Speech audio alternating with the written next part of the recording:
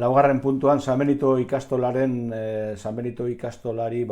eraikina eta instalazioak uzteko kontzesio administratiboa zen, eta hor ez genuen eragozpenik jarri, onartu egin genuen besterik gabe. Horrela, ikastolaren San Benito eraikina, frontoizarraren atzetik kiroldegira bitarteko eraikin hori,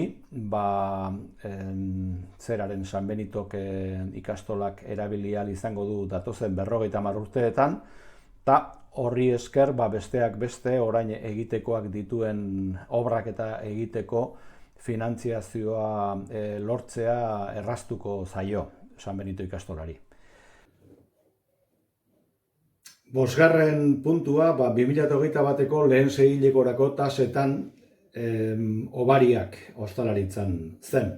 Eta hor, ezezko botoa eman genuen guk. Eta ezezko botoa eman genuen ez udalak lagundu ez dielako, edo udalak laguntza hori ematearen kontra gaudelako, baizik eta ematen dion laguntza horri gutxi iristen diogulako.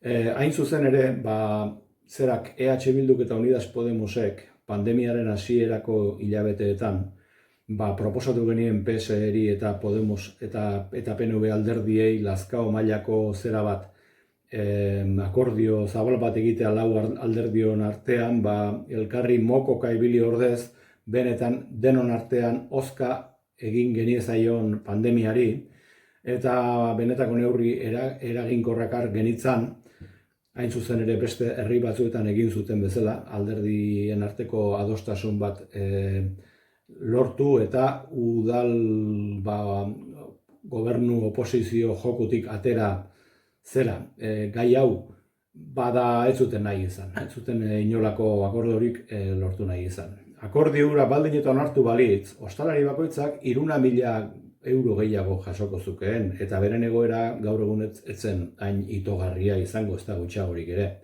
Hori dela eta horregatik eman genuen guk ezezko botoa gai honen aurrean.